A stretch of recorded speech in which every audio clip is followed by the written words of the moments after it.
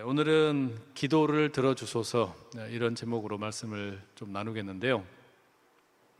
그 예수님께서 제자들에게 가르치신 그 기도, 우리가 이제 흔히 주기도문이라고 그러잖아요. 그 주기도문에 시작하는 내용이 뭐라고 되어 있습니까? 뭐 그런 걸, 아니, 목사님 그런 걸 뭘 물어봅니까? 이런 눈빛인데, 제가 몰라서 물어본 게 아니라 한번 말씀을 해보라고 여쭤본 거예요. 뭐라고 되어 있어요? 하늘에 계신 우리 아버지여, 이렇게 되어 있죠. 그게 여러분 일종의 이제 기도를 들으시는 분이 누구인지, 내가 기도하는 대상이 누구인지를 명확하게 하는 표현이잖아요. 땅에 계시는 분이 아니고 하늘에 계신 분, 그리고 나만의 하나님이 아니라 우리 모두의 하나님, 그 하나님에게 예수님께서 이제 기도를 하시는 거란 말이죠. 그 오늘 본문도 마찬가지의 좀 의미가 있어요. 이 솔로몬이 예루살렘 성전을 이제 약 7년의 기간을 걸쳐서 아주 그냥 열심히 잘 건축을 하고 이제 이 성전의 봉헌식을 하게 되는 겁니다. 이 봉헌식 가운데 가장 중요한 클라이막스는 역시 이 성막에 보관을 해놓았던 언약궤를 성전의 가장 거룩한 곳 지성소에 이제 설치하는 거죠. 그죠? 이게 그냥 말하자면 그 이 언약궤는 이스라엘에게 있어서는 너무나 의미가 있는 거잖아요. 출애굽 이후에 하나님께서 내가 광야에서 너희와 함께하겠다, 앞으로도 너희와 함께하겠다, 하나님의 임재를 상징하는 그 어떤 그 상징물이라는 말이에요. 그래서 이 언약궤를 지금까지는 성막에, 그러니까 이를테면 그냥 쉽게 이야기해서 텐트를 또 이거 설치를 했다가 거두었다가 설치를 했다가 거두었다가 이렇게 하면서 이제 이동을 하는 가운데 이 하나님의 언약궤를 모시고 있었는데, 이제는 어떻게 하는 겁니까? 언약궤를 아주 번듯한 건물에 이제 설치를 하게 되는 거예요. 이제 모시게 되는 거죠. 그리고 난 다음에 무슨 일이 벌어져요? 이 성전 가운데 제사장이 이제 그 언약궤를 딱 내려놓고 나오니까 구름이 빽빽하게 가득했어요. 이 구름은 이 구약 성경에서는 하나님의 임재를 상징하는 어떤 자연의 현상이었습니다. 하나님께서 이 구름에 가득 성전을 채우니까 이 제사장들이 감히 너무 이제 이 거룩함에 압도를 당해가지고 거기에 있을 수가 없게 되었죠. 그리고 난 다음에 이제 이 솔로몬이 기도를 하는 거예요. 일종의, 근데 기도가 먼저 나오기 전에 뭐가 먼저 나오냐면, 이 솔로몬이 이를테면 예루살렘 성전 건축 경과 보고를 합니다. 우리 그런 거 많이 하잖아요, 그죠? 무슨 건물을 딱 짓고 나면은 이제 기념 행사를 하잖아요. 이제 그 기념 행사를 할 때 늘 뭐가 있냐면은 이 건축을 진두지휘했던 분 중에 한 분이 나와가지고 건축 경과 보고 드리겠습니다, 이렇게 한단 말이에요. 그렇게 해가지고 몇 년, 몇 월, 며칠 우리가 땡땡 건설과 계약을 체결하고 그때로부터 이제 약 몇 년의 시간이 지나서 오늘 완공에 이르게 되었습니다. 그래가지고 예산은 얼마가 들었고 이 건물의 전체 수용 인원은 얼마가 되고 이런 등등의 이야기를 막 나눈단 말이에요. 그래서 그런 건축 경과 보고를 하는 것처럼 이 솔로몬이 성전을 다 완성을 해놓고 난 다음에 이제 하나님을 향하여 기도하기 전에 백성들을 향해서 이야기하는 거예요. 뭐라고 건축 경과 보고를 하냐면, 이 성전이 어떻게 지어지게 됐느냐, 이 성전으로 말할 것 같으면 내 아버지 다윗이 하나님을 향하여 성전을 짓고자 하는 마음이 아주 가득했는데 하나님께서 그것을 허락하지 아니하셨다. 그리고 다윗의 자손을 통해서 성전을 건축하도록 허락하겠다고 말씀하셨는데 그 자손이 바로 나다. 그리고 내가 그 일을 이제 하게 되었다. 그래서 이 일이 이제 장장 수년의 시간이 걸쳐서 완성을 하게 되었고 오늘에 이르게 되었다. 그리고 우리는 이제 이곳에 하나님의 임재의 상징인 언약궤를 지성소에 두게 되었다라고 이야기하고 있는 겁니다. 그리고 난 다음에 이제 얼굴을 딱 돌려가지고 이스라엘 백성들을 보는 거예요. 뭐라 그러냐면, 이스라엘 백성들을 향해서 이제 축복을 하는 거예요. 자신이 지금 이제 이 성전을 다 짓고 난 다음에 이스라엘 백성들, 자기 백성들을 향해서도 축복을 나누고, 그러면서 이제 하나님을 향하여 이제 기도를 하려고 이렇게 하는 겁니다. 참 멋진 일이죠. 자, 경과보고를 이렇게 다 끝낸 다음에 시작하는 이 기도의 내용이 사실은 오늘 본문 이제 22절부터 시작을 해가지고 상당히 길게 이어집니다. 열왕기상 8장 22절부터 쭉 이어져서 이제 약 50 몇 절입니까? 53절 여기까지 이제 쭉 이어지는 거예요. 이렇게 내려가는 내용 가운데 오늘 본문은 사실은 그 기도의 앞부분에 해당을 해요. 그리고 이 기도의 이제 뒷부분의 내용을 보면, 그러니까 30절 이하의 내용부터는 31절부터는 그러니까 이스라엘 백성들이 실제 생활 가운데 맞닥뜨리게 되는 여러 상황들이 있어요. 그 상황들 가운데 어떻게 해야 될 건지, 이 백성들을 향해서 이제 이를테면은 이게 기도인 것 같으면서도 이렇게 하라고 하는 일종의 뭐 지침인 것 같기도 하고 묘하게 이렇게 기도가 이루어집니다. 그러니까 그런 어떤 각 상황에 대한 이야기가 한 7가지 정도가 뒤에 이제 이어지는 거예요. 31절부터. 그러니까 여러분 이게 참 이 기도를 뭐라 그러지? 이게 2가지 성격이 있는 건데, 예를 들면 이렇게 기도하는 겁니다. 하나님 아버지, 우리가 내일 모레 이제 온 마음 전도주의를 하게 되었습니다. 온 마음 전도주의를 허락해 주셔서 감사합니다. 온 마음 전도주의를 우리가 그냥 보내지 않게 해주시고 한 사람이 꼭 1명 이상씩 태신하고 작정해서 교회로 데리고 올 수 있도록 마음을 어루만져 주시옵소서. 자, 이렇게 기도하면 여러분, 이게 기도입니까? 아니면 당부입니까? 네? 이게 묘한 성격이 있는 거죠, 그죠? 우리가 보통 이제 그 공적인 기도할 때 이렇게 보통 기도를 하는데, 이걸 가만히 보면 한편으로는 뭐가 있는 거냐면 하나님을 향한 어떤 그 뭐랄까요, 간구가 있고, 또 한편으로는 지금 기도를 듣고 있는 사람들을 향해서 뭔가 메시지도 전하고 이렇게 돼요, 그죠? 묘한 2가지 성격이 섞여 있는 거예요. 또 예를 들어서 하나님 아버지, 우리가 주일 오후에 이제 1교구가 교구 연합으로 소풍을 가게 됩니다. 좋은 시간 되게 해주시고 한 사람도 그냥 오지 않게 하시고 맛있는 도시락을 다 하나씩 준비해서 나눠 먹게 해주시옵소서. 그럼 여러분 이거 뭐예요? 한편으로는 하나님을 향한 기도이면서 동시에는 또 이 성도들에게 우리가 뭐라도 하나씩 가지고 와서 이 도시락으로 나눠서 먹자, 이렇게 하는 것도 되잖아요. 그러니까 이 솔로몬이 지금 이 성전을 다 완성을 해놓고 나서 기도할 때도 하나님을 향한 일종의 찬송도 있고요, 하나님을 향한 기도도 있고, 동시에 자기 기도를 듣는 성도들을 향해서 여러 가지 각각의 경우에 대해서 무언가 어떻게 해야 될 것인가, 여기에 대한 이야기까지가 같이 들어있어요. 뭐 그 중에 보면 심지어 외국인들에 대해서 어떻게 되냐, 이방인에 대해서 어떻게 되냐, 이제 이런 이야기도 들어있는데, 이것도 참 특별한 내용이 담겨 있는데, 오늘은 그걸 보려고 하는 게 아니라, 개별적인 상황이 아니라 22절부터 시작을 해서 30절까지 이르는 이를테면 기도의 서론의 내용을 좀 살펴보려고 그래요. 이 기도의 서론의 내용, 자 여러분, 우리가 솔로몬과 하나님 사이에서 대화를 나누는 경우가 열왕기상을 딱 펼쳐놓고 보면 3장에서 한 번 있고 또 오늘 8장에서도 이렇게 나오는데, 3장의 경우에는요, 하나님께서 솔로몬의 그 잠자고 있는 자리, 꿈을 꾸고 있는데 그때 나타나신 거예요. 그래가지고 솔로몬아 솔로몬아 막 부르셨어요. 그때는 누가 주로 말씀하신 겁니까? 하나님이 주로 이 대화의 주도권을 가지고서 뭐라 그러냐면, 하나님께서 내가 너에게 무엇을 줄고 네가 원하는 걸 한번 구해봐라, 이렇게 말씀하셨어요. 거기에 대해서 이제 솔로몬이 지혜를 구하는 그런 내용이 나오잖아요, 그죠? 근데 오늘 본문은 역시 이제 하나님과 솔로몬 사이에 일종의 이 기도를 통한 대화인데, 이번에는 이제 솔로몬이 이 대화의 주도권을 가지고서 기도를 하는 거예요. 하나님을 향해 기도를 하는 겁니다. 자, 이 기도 가운데 이제 솔로몬은 지금 보이지 아니하시나 그 구름이 빽빽하게 임재하고 있는 이 상황으로 봐서 어때요? 하나님께서 들으시신 거예요. 하나님께서 이 기도를 들으시는 거예요. 그 하나님을 향하여 무언가를 구하는데, 이 솔로몬이 그냥 어떻게 기도하냐면, 그 기도하는 자세도 얼마나 그냥 기가 막힌지 몰라요. 그 제단, 이 제단에서 이 2 손을 높이 들고, 그죠? 2 손을 높이 들고 기도하는 거예요. 그 백성들을 이제 함께 이제 뭐랄까요, 그 다 끌어안고 중보적인 기도를 하는 겁니다. 이 2 손을 높이 들고 간절한 마음으로 기도하는 거예요. 손을 높이 들고 있으니까 어때요? 사람들이 더 많이 그 시선이 향할 수밖에 없겠죠. 참 아름다운 모습이에요. 제가 어제 우리 그 시니어 예배, 목요일 날 이 브릿지 센터 저 4층에 가면 예배를 늘 거기서 드리세요.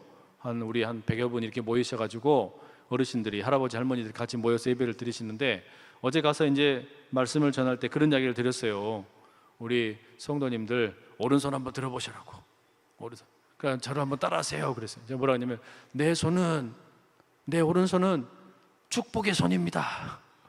왜 그러냐면 이 성경에 있는 많은 어른들, 나이가 드신 할아버지 할머니들이 있는데 이분들은 뭔가 특별한 이 축복의 능력이 있어요. 삶을 오랫동안 살아오면서 또 신앙생활을 오래 하면서 사람들을 향해서 이렇게 축복하는 그런 어떤 특권, 능력이 있는데 우리 교회 안에 계시는 이 어르신들도 지나가는 우리 자녀들 또 어려움 있는 성도들 붙잡고 그분들을 위해서 축복을 해 주셔라.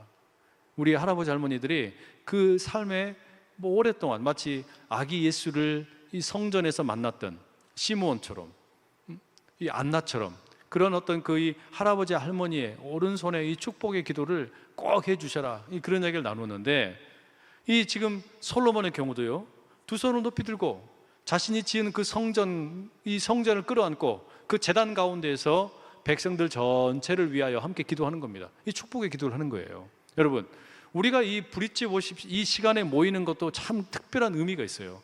여러분, 축복의 손 한번 내밀어 보세요. 오른손 내미시고 저를 한번 따라하겠습니다. 내 손은 축복의 손입니다.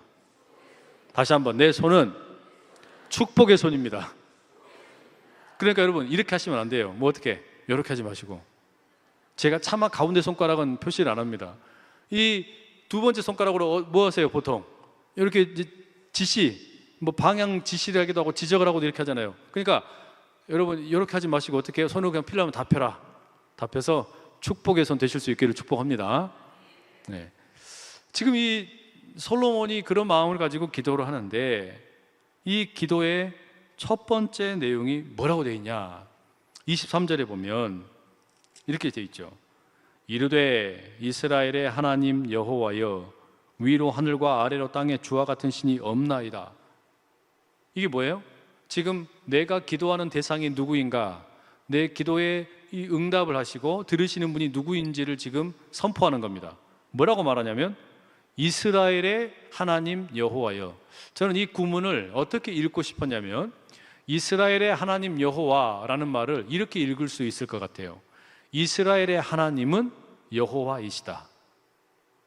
이스라엘의 하나님은 여호와이시다. 다시 말하면 우리가 이제 이 예루살렘 성전에 와가지고 기도를 할 텐데 우리의 기도를 들으시는 분이 누구냐? 우리 이스라엘의 하나님이 누구시냐? 여호와이시다. 근데 여러분, 여호와라는 말의 그 의미가 뭡니까? 여호와, 본래 이제 히브리어로는 야훼라고 하죠. 야훼라는 말을 그냥 이제 그 아도나이라는 이 히브리 말을 가지고서 이제 차가 해가지고 쓴 게 여호와였는데 본래 뜻은 야훼예요. 근데 야훼라는 것이 그럼 뭐냐? 그러니까 우리의 하나님, 이스라엘의 하나님은 야훼이시다. 근데 야훼라는 말은 하나님의 이름이면서 이름도 아니에요. 근데 이게 이제 어디에서 나온 유래가 있냐면은 출애굽기 3장 14절에 있습니다.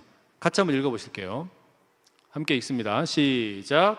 하나님이 모세에게 이르시되 나는 스스로 있는 자이니라. 또 이르시되 너는 이스라엘 자손에게 이같이 이르기를 스스로 있는 자가 나를 너희에게 보내셨다 하라. 이게 무슨 장면입니까? 하나님께서 모세를 부르시는데 모세야, 네가 저 애굽 땅에 가가지고 내 백성 이스라엘을 구원하여라. 하나님 부르셨단 말이에요. 그런데 모세가 뭐라고 하냐면 아우, 나는 못하겠어요. 출애굽이 하나님께서 말씀을 주셨는데 못하겠다는 거예요. 그랬더니 하나님께서 절대 너는 그걸 거부해서는 안 된다. 꼭 가라. 그랬더니 이제 마지막에 모세가 뭐라 그럽니까? 아니, 그러면은 내가 가기는 가다 하더라도 이 애굽 땅에 가서 이스라엘 백성들에게 내가 보냄을 받아서 왔소. 그런데 당신은 누구의 보냄을 받았어? 그 하나님의 이름이 뭐요? 그러면 뭐라고 대답해야 됩니까? 모세가 물어봤단 말이에요. 그때 하나님이 뭐라 그랬어요? 내 이름이 뭐냐? 라고 했더니 나는 스스로 있는 자이니라 그러셨단 말이에요. 이게 영 뚱딴지 같은 소리잖아요. 나는 스스로 있는 자이니라. 이게 여러분 이제 히브리 표현으로는 뭐 에흐에, 아쉐르, 에흐에 이렇게 되어 있어요. 여기에 이제 나오는 이 단어가 사실은 이제 야훼라는 말 속에 들어있는 의미인데 나는 스스로 있다. 이거는 무슨 의미입니까?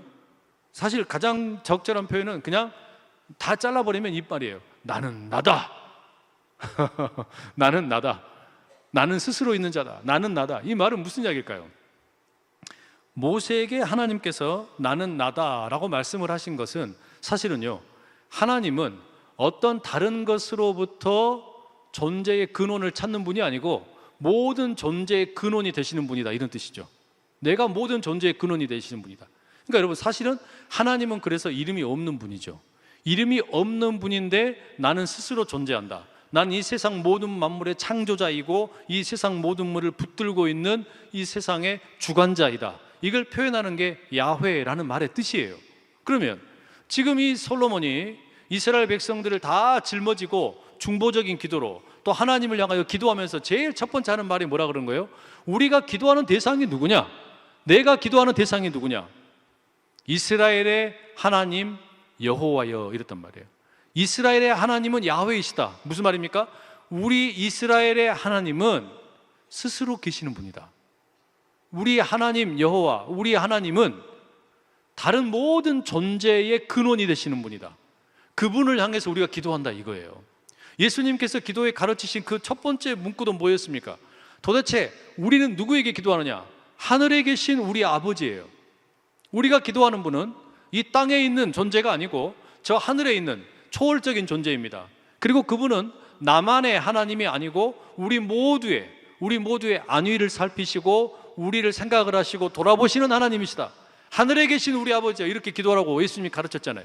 그리고 이 하나님은 그냥 무슨 냉혈한도 아니고 우리의 삶에 관심이 없는 분도 아니고 만들어 놓기는 했지만 그냥 내버려두는 그런 하나님이 아니라 우리의 아버지라고 불렀단 말이에요. 자녀가 무슨 어려움을 만났을 때 그것을 그냥 함께 아파하고 그 자녀를 따뜻하게 돌보는 그 아버지와 같은 분이 하나님이다라고 예수님 가르치신 거예요. 솔로몬도 이 성전에서 이제 우리가 기도를 해야 되는데 우리는 누구에게 기도할 거냐, 이거예요. 우리가 지금 이 기도하는 대상이 누구냐? 우리의 이스라엘의 하나님은 야훼이시다. 스스로 존재하는 분이시다. 모든 존재의 근원이 되실 뿐만 아니라 우리 기도하는 우리 모두의 존재의 근원이 되시고 우리를 이 땅에 존재하게 만드신 분이시고 우리의 삶을 붙드시는 분이고 이 하나님이 아니시면 이 세상은 단 하루도 제대로 서 있을 수가 없는 분이다. 우리는 그런 하나님을 고백을 하는 겁니다. 여러분, 여러분의 기도를 들으시는 분도 바로 그와 같은 야훼 하나님이신 줄로 믿습니다.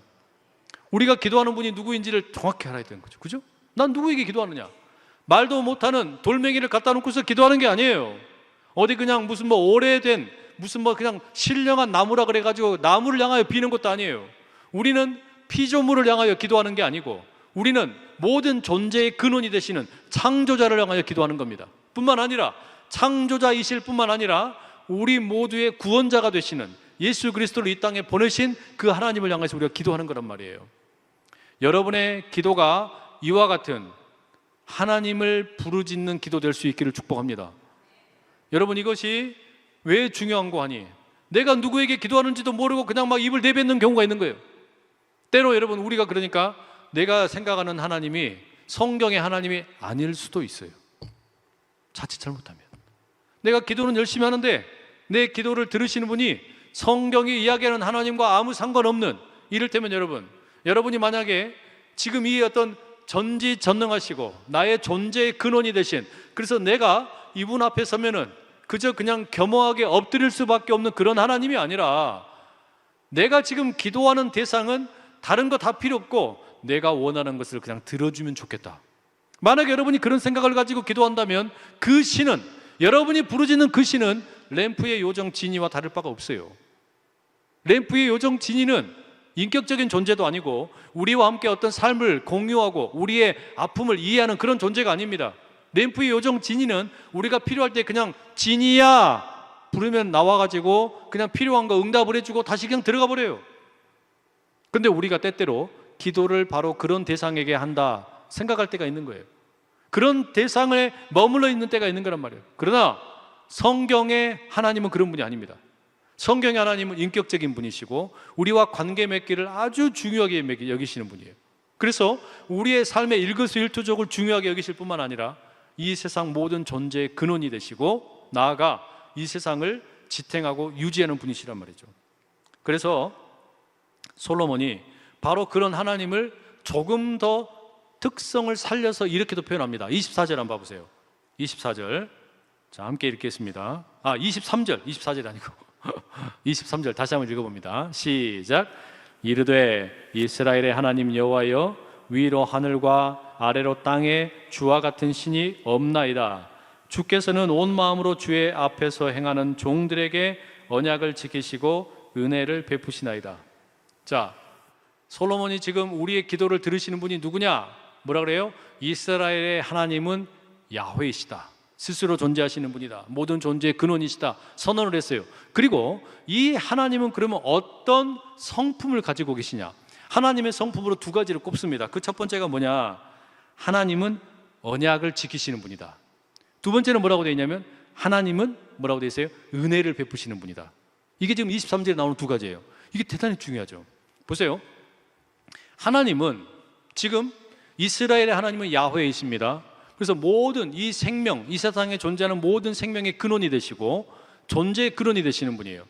그리고 홀로 존재하시는 분입니다. 그런데 이 하나님은 동시에 우리와 함께 맺은 약속, 이 약속은 절대로 어기시는 분이 아니에요. 이 약속은 반드시 무슨 일이 있어도 지키시는 분입니다. 그리고 이 하나님은 또 어떤 성격이야? 이 하나님은 아주 은혜가 넘치시는 분이에요. 이 은혜라는 말이 여러분 우리가 잘 아는 히브리어 헤세드입니다. 헤세드라는 말이 갖고 있는 그 하나님의 성품은 사실 은혜라는 말, 어떤 우리 말로도 다 담아낼 수가 없는 건데, 여하튼 이 하나님은 스스로 계시는 모든 존재의 근원이실 뿐만 아니라 이스라엘 백성들을 향하여, 하나님의 백성들을 향하여 모든 약속하신 것을 반드시 지키시고 은혜를 베푸시는 걸 너무너무 좋아하시는 분이에요. 이게 여러분 우리가 기도하는 하나님이란 말이에요. 만약 여러분 생각해 보세요. 내가 기도하는 대상이 아주 전지전능한 신이에요. 너무너무 뛰어난 능력의 신입니다. 그런데 그 신이 우리에게 은혜를 베푸는데 관심이 없어. 그냥 기계적이야. 따뜻함이 없어. 그런다면 여러분 어떻게 되겠습니까? 이 신 앞에 왔을 때 우리가 간절히 부르짖어도 소용이 없어요. 안 그러겠습니까? 내가 지금 뭔가 엄청난 병이 걸려가지고 이 사경을 헤매고 있는데 하나님을 향하여서 막 부르짖고 그런단 말이에요. 그럴 때 신이라는 작자가 나타나가지고 뭐라 그래요? 넌 이제 때가 됐으니 그냥 뭐 알아서 해라. 이렇게 해버린다 그러면 여러분 누가 그 신에게 기도하겠어요? 그런데 성경이 이야기하는 이 하나님은 어떤 분입니까? 이 하나님은 약속을 반드시 지키시는 분이고 하나님을 향하여 부르짖는 자에게 은혜를 베푸시기를 즐겨하는 분이라니까요. 이게 여러분 우리가 기도하는 이유예요. 예수님께서 그래서 하늘에 계신 우리 아버지요라고 한 것과 맥이 똑같은 겁니다. 누구한테 기도해야 되냐? 예수님이 물었을 때 뭐라고 그러세요? 하늘에 계신 초월적인 존재란 말이에요. 이 땅에 있는 우리와는 성정이 다른 분입니다. 그야말로 창조주가 되시는 분입니다. 그런데 그분이 뭐냐면 우리 아버지란 말이에요. 아버지. 아버지의 마음을 가지고 이 집을 나간 자녀를 끌어안으시는, 집을 나간 자녀가 다시 돌아오기만 해도 그의 신분을 회복시켜 주시고 그 아들을, 그 딸을 따뜻하게 은혜를 베풀어 주시는 그런 하나님이란 이야기예요. 지금 이 솔로몬이 기도하는, 솔로몬이 부르짖고 있는 그 하나님도 그런 분이에요. 이스라엘의 하나님은 야훼이신데 이 야훼는 이 모든 설교를 이렇게 하고 있는데 갑자기 책꽂이가 떨어졌어요. 모든 이 피조물들이 존재케 하는 분일 뿐만 아니라 하나님의 백성들과 약속을 맺으시면 끝까지 지키시고 그리고 은혜를 베푸시기를 너무너무 좋아하는 분이란 말이에요. 여러분 오늘 기도하실 때 이 하나님을 꼭 붙드실 수 있기를 축복합니다. 이걸 붙들어야 돼. 이 하나님을 붙들어야 돼. 내가 붙드는 하나님이 누구냐? 내가 기도하는, 내가 교회에 와가지고 기도할 때 여러분, 그러니까 어떤 분들은 그래요. 내가 기도는 하는데 하나님이 나에게 아무 응답을 해주시지 않는다라고 느끼면 실망하게 되잖아요. 내가 갑자기 어떤 헤아릴 수 없는 엄청난 고통을 만났을 때 왜 하나님 나에게 이런 고통을 주십니까? 그 이유가 뭘까요? 거꾸로 생각해 보세요. 하나님이 그 이런 고통을 허락했다고 생각이 되니까 왜 우리가 막 울어요? 왜 아파해요? 사실 그게 뭐냐면 나의 하나님은, 내 기도를 들으시는 하나님은 선하신 분이라는 믿음이 있기 때문이에요. 내 하나님은 반드시 선하신 분인데, 내 하나님은 은혜를 베푸시기 좋아하시는 분인데 내 삶에 왜 이렇게 고난이 찾아오지? 이때 여러분 그러니까 우리가 뭔가 아픔을 느끼는 거예요. 신앙의 아픔을. 그런데 사실은 이제 그걸 더 뛰어넘어가게 되면 나중에 뭘 깨닫습니까? 하나님은 우리의 아픔을 다 함께 헤아리고 계시고 고난에 동참하고 계시고 우리의 그 연약함을 도우시는 분이라는 걸 우리가 알게 되잖아요. 우리가 그래서 기도하는 거예요. 자, 정리해 보면 지금 이 솔로몬이 성전을 건축을 해놓고 구하는 이 하나님은 모든 존재의 근원이 되시는 초월적인 하나님이시면서 동시에 백성들과 약속한 것은 꼭 지키시는 신실하신 분이시고, 나아가 백성들에게 은혜를 베풀기를 너무너무 좋아하시는 그런 분이다라는 말이에요. 그래서 이 지금 솔로몬이 부르짖고 있는 하나님의 모습에 두드러지는 이 특징이 뭐냐면, 이 하나님은 신실하신 분입니다. 이게 여러분 이제 신약 성경으로 딱 넘어오면은 하나님의 성품으로서 신실하심이라는 게 아주 막 부각이 됩니다. 특히 로마서 1장 17절에 보면 이런 말씀이 있어요. 복음에는 하나님의 의가 나타나서 믿음으로 믿음에 이르게 하나니 기록된 바 오직 의인은 믿음으로 말미암아 살리라 함과 같으니라. 사도 바울이 가르치는 복음의 진수 중에 하나예요. 하나님의 의가 복음에 나타나게 되는데, 이 복음은 믿음으로 믿음에 이르게 한다, 이렇게 이야기해요. 근데 이 믿음이라는 말을 제가 이제 여러 번 그런 말씀을 드려요. 믿음이라는 말을 신실함이라고 바꿔서 읽어봐라. 그러면 훨씬 이해가 쉽다. 그러니까 믿음이라고 하는 것, 그러면 약간 추상적으로 들리잖아요. 근데 영어에서 믿음을 흔히 우리가 faith라고 그러잖아요. 근데 신실한이라고 할 때는 이걸 faithful 이렇게 불러요. 그러니까 이건 뭐냐, 믿을 만한, 약속을 지키는, 끝까지 신뢰할 만한, 이런 뜻이거든요. 그러면 믿음에서 믿음으로 이르게 한다라는 것은 이 믿음을 신실함으로 바꾸면 뭐가 되냐면 신실함에서 신실함으로 이른다. 이게 무슨 이야기냐? 우리가 가지고 있는 복음이라는 것, 이 복음을 통해서 나타나는 하나님의 의로우심, 예수 그리스도를 통해서 나타나는 이 하나님의 의로우심이라는 건 뭐냐면, 아까 말씀드렸잖아요. 하나님은 어떤 분이라고요? 약속을 반드시 지키는 분이에요. 약속을 지킨다는 말이 무슨 뜻이에요? 신실하다는 이야기예요. 믿을 만하다, 신뢰할 만하다는 이야기예요. 그 하나님의 신실하심이 어디로 연결되냐면 예수 그리스도의 신실하심으로 연결이 돼요. 그러니까 하나님께서는 오늘 이제 나누는 내용과 생각을 이어보면, 다윗에게 약속을 하실 때 다윗 너의 후손들의 이 왕조를 영원하게 하겠다 말씀을 하셨어요. 그러면 하나님께서는 이 약속을 지키셔야 되죠. 이 약속을 지키는 게 바로 신실함입니다. 그런데 이스라엘의 왕들이 하나님을 떠나서 결국에 육신의 다윗의 왕들의 계보는 끊겨요. 그러나 하나님께서는 어떻게 하십니까? 약속을 지키시는 분이에요. 그래서 다윗의 후손으로 오신 예수 그리스도를 통해 영적인 이스라엘 하나님의 나라를 영원하게 만드시는 거예요. 이게 하나님의 신실하심입니다. 그리고 이 하나님의 신실하심이 어떻게 드러나게 되느냐? 예수님의 신실하심으로 드러나는 거예요. 예수님이 이 땅에 오신 것은 다윗의 후손으로서, 그리고 이 모든 믿는 자에게 구원을 주시는, 그리고 하나님의 왕위를 영원하게 하시는 그 하나님의 계획 가운데 오신 분인데, 예수님께서는 이것을 이루시기 위해서 십자가까지 참으시고 끝까지 견디시며 그 신실하심을 이루어내시는 거예요. 그래서 하나님의 신실하심이 예수님의 신실함으로 이어지고, 이제 우리가 예수님을 믿게 되면 그 신실하심이 우리에게도 주입이 되는 겁니다. 내가 하나님을 믿는다라는 말은 결국에 뭐가 되는 거냐면, 하나님께서 나에게 이토록 신실하셨기 때문에, 그리고 그 하나님의 신실하심이 예수님의 신실하심을 통해서 너무나 분명하게 증명되었기 때문에 이제 나도 그러면 신실하게 살겠습니다 다짐하는 거예요. 이게 믿음이에요. 이게 우리가 말하는 신앙생활이라는 게 이거예요. 신앙생활이라는 것은 결국에 나는 하나님의 신실하심을 이 어떤 그 받아들이게 되고, 이 하나님의 신실하심이 예수님의 신실하심을 통해서 너무나 분명하게 드러나게 되고, 그래서 이제는 나도 하나님을 향하여 신실하고, 또한 이 세상 가운데 하나님께서 내게 맡겨주신 일에 대해서 신실하게 반응하겠습니다, 이렇게 이야기한단 말이에요. 자, 그러니까 우리가 오늘날 신약의 시대에 기도한다라는 것은 이 신실하신 하나님을 붙잡고 기도하는 거예요. 하나님은 약속을 절대로 어기시는 분이 아니다. 그리고 그 하나님의 약속은 예수 그리스도를 통해서 이루어졌으니, 오늘 우리는 이제 누구의 이름으로 기도하는 거예요? 예수 그리스도의 이름으로 기도합니다. 왜?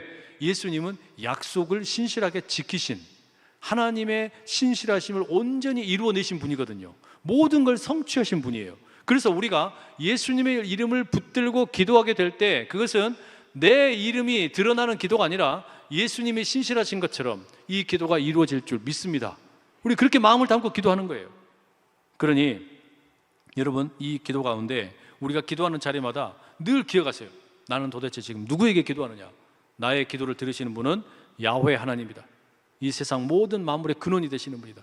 그런데 이 하나님은 그냥 아주 그냥 이렇게 객관적이고 따져가지고 이렇게 저렇게 하는 분이 아니고 약속한 바를 반드시 지키는 분, 은혜를 베푸시기를 너무너무 좋아하는 분, 나는 그분을 향하여 부르짖는다. 나는 그분의 그 신실하심을 부여잡고 그분의 은혜가 넘치는 헷새들을 붙잡고 부르짖는다. 이 기도 가운데 더 깊이 들어가실 수 있기를 축복합니다. 그리고 이제 솔로몬이 여러분 다시 더 이제 깊은 기도 속으로 들어가는 거예요. 여기서 뭘 얘기하냐면 다윗에게 하나님이 주셨던 약속, 언약을 다시 소환을 합니다.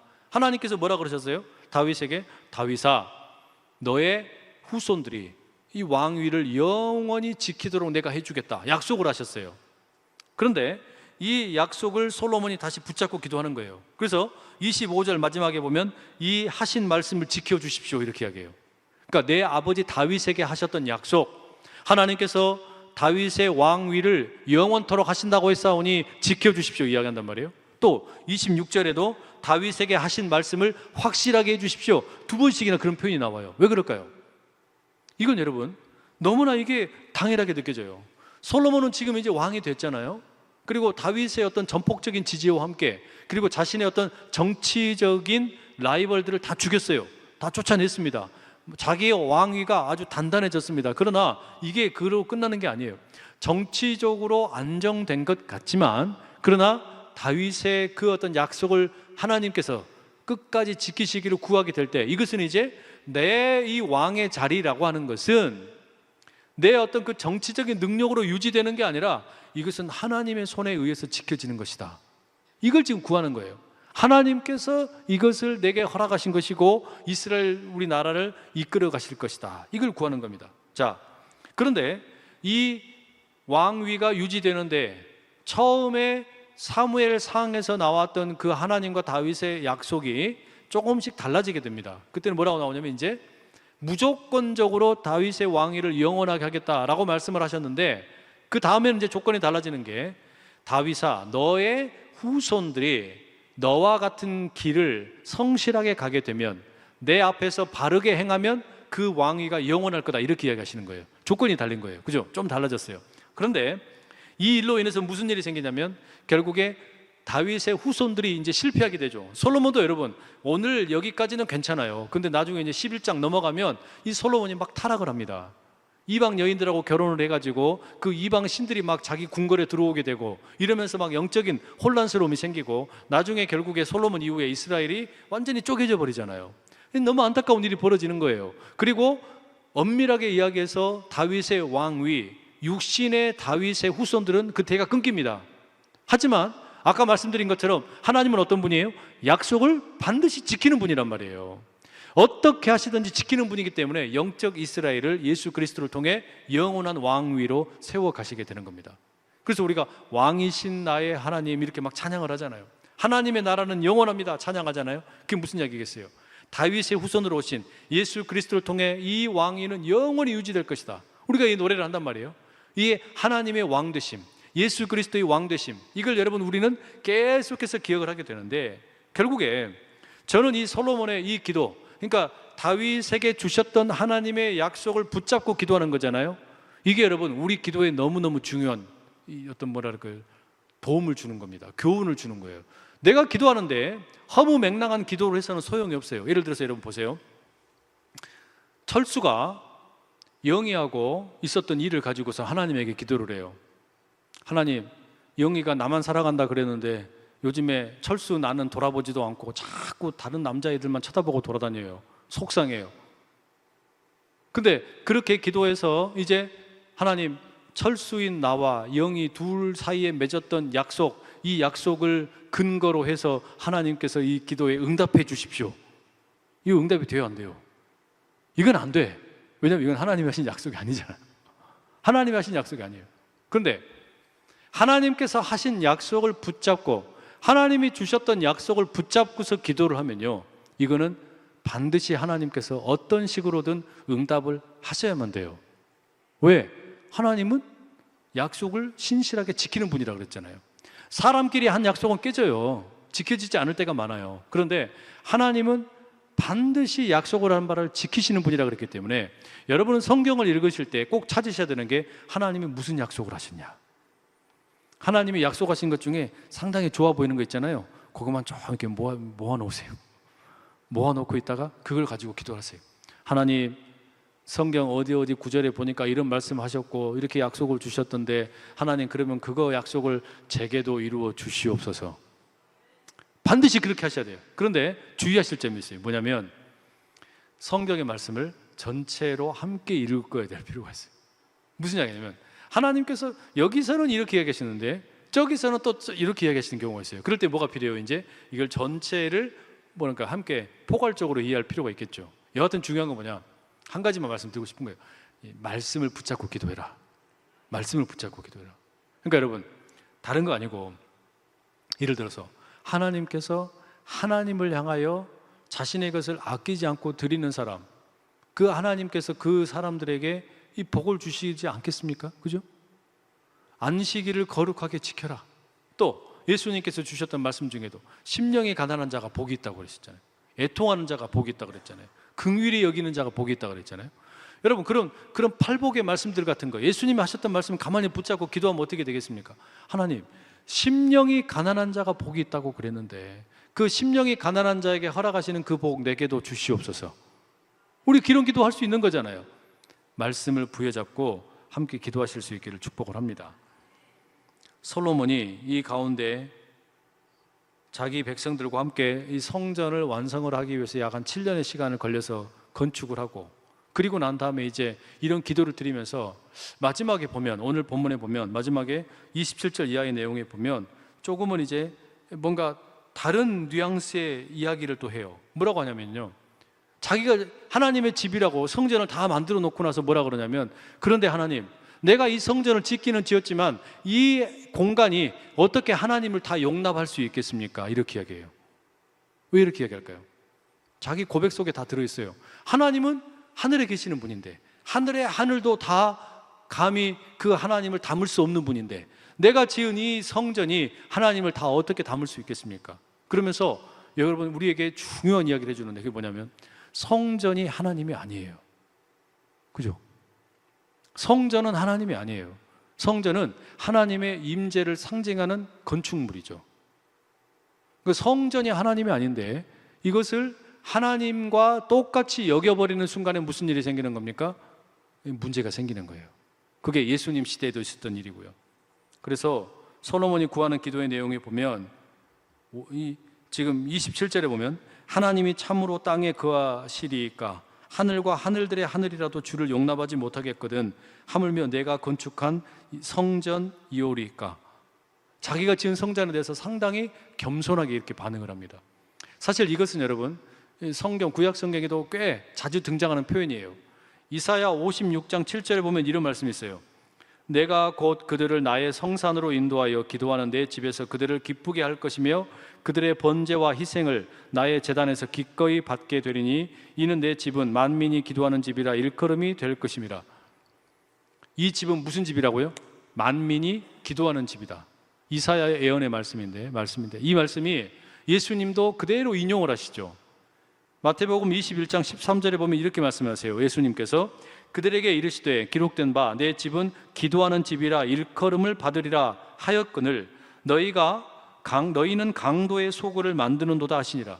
그러니까 예수님께서 이 솔로몬이 지은 성전, 이 솔로몬의 성전을 가만히 보니까 어떻게 됐다는 거예요? 여기가 기도의 집이 아니고 오히려 강도의 소굴이 되어버렸다 이야기하신 거예요. 그리고 또 한편으로는 사람들이 성전을 너무 신성하게 여기다 보니까 성전이 마치 하나님처럼 여겨지게 된 거예요.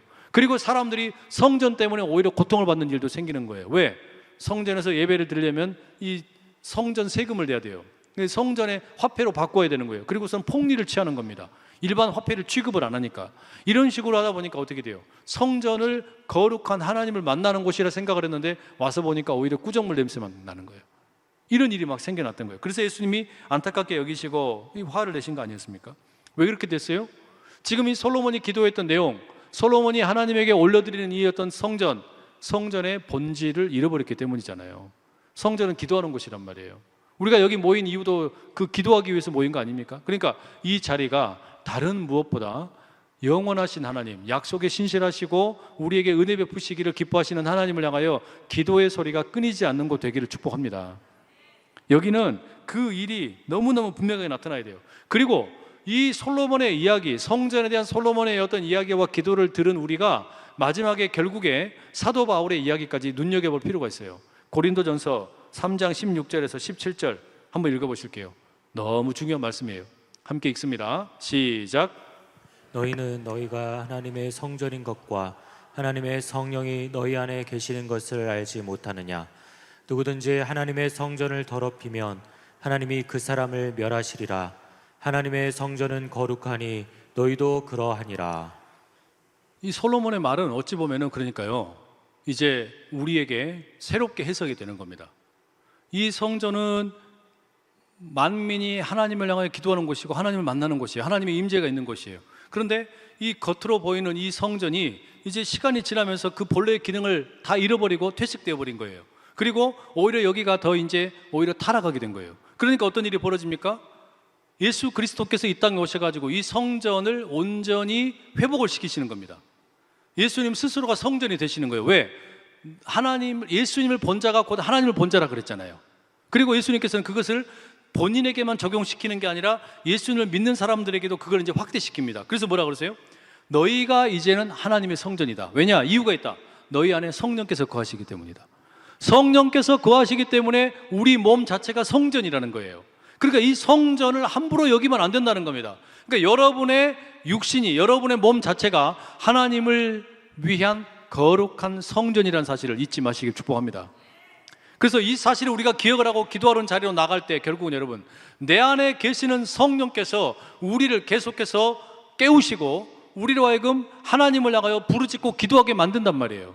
이 기도의 어떤 열망을 가지고 함께 기도하는 자리로 힘있게 나가면서 성령께서 민감하게 우리 가운데 이야기하시고 깨닫게 하시는 것, 여기에 반응하며 나가는 우리 모두 될 수 있기를 축복합니다. 오늘 이 밤에는 그런 마음 가지고 우리 기도를 위해서 함께 하나님을 향하여 부르짖는 기도로 좀 우리가 함께 더 깊게 나아갈 수 있기를 축복합니다. 함께 이 시간 찬양하시면서 기도의 자리로 나가겠습니다.